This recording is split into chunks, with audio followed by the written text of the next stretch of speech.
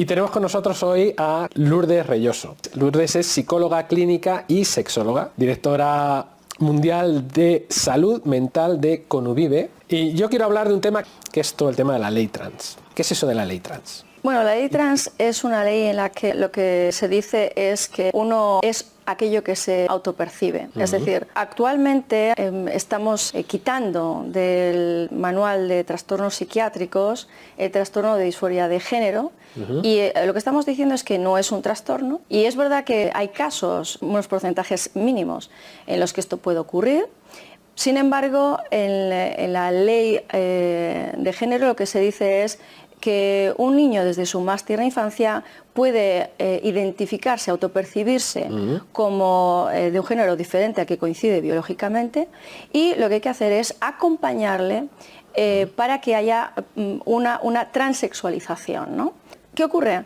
Que lo que tenemos que saber es que aquí todo esto viene acompañado con una educación sexual integral muy concreta en la que empezamos a preguntarle al niño ¿qué se siente el niño o la niña? ¿No? ¿Tú qué te sientes? Cuando tú le preguntas a un niño pequeño o a una niña pequeña cómo se autopercibe, qué se siente, o tú le colocas una vestimenta ¿no? propia del otro género, de una forma sexista, pensando en modo sexista, y le dices si se siente mejor o se siente peor. Tú estás haciendo una pregunta que hace que el niño empiece a hacer un análisis que está haciendo que toda esa espontaneidad, toda esa naturalidad, toda esa infancia en la que yo naturalmente soy, se rompa. Y esto lo que hace es crear en ti una duda que potencia una inseguridad. Entonces esto es un poco como si estuviéramos creando una especie de trastorno en el momento en que tú generas esta pregunta de hiperracionalización y obsesión. Que un niño de 3 años, 4 años se identifica con el rol, es decir,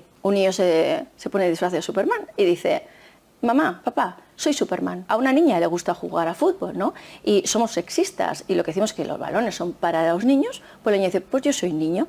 Esto es que hay un problema de identidad de género, de ninguna manera.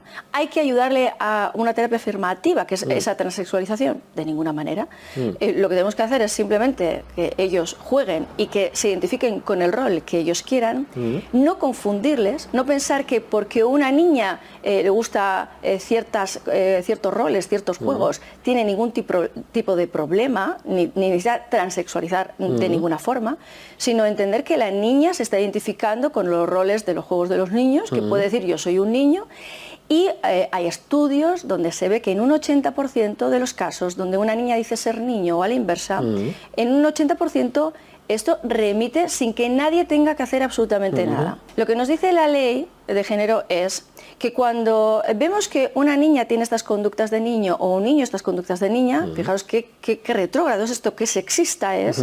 Incluso ya hay guías en los colegios donde tenemos que decir a los tutores, a los profesores, que este niño o niña necesita una ayuda, que se identifica con lo que, bueno, con el otro género y habría que ayudarle en una terapia afirmativa. Lo terrible de esto es que como ya no es un trastorno, los psicólogos clínicos no podemos intervenir diciendo, señores, no hay ningún problema, no podemos dar a este niño una terapia afirmativa que es bloqueadores hormonales, intervenir quirúrgicamente, incluso al contrario, tenemos que dejar que el niño sea, que la niña sea, espontáneamente, naturalmente. No podemos intervenir, ¿por qué? Porque la única intervención que podemos hacer es esta terapia afirmativa, de ayudarles a ese cambio.